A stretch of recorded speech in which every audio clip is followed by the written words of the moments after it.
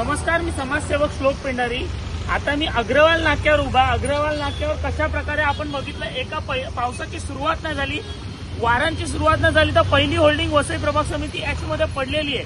अशा कित्येक असंख्य होल्डिंग आहेत ज्या अनधिकृत आहेत, ज्याच्यावरती अजित मुठे कोणत्याही प्रकारची कारवाई करत नाही, किंवा प्रभाग समिती एक्ट मध्ये पोलला लागलेली होल्डिंग असेल, किंवा आपलं जे MMRDAचं स्कायवॉक बनवलं त्याच्यावरती असलेले होल्डिंग असतील, ज्याच्यावरती आम्ही वारंवार तक्रारी करतोय की त्या होल्डिंगवरती कारवाई करा। याच्या अगोदर सुद्धा मी व्हिडिओ लावलेली की होल्डिंगवर कारवाई करा।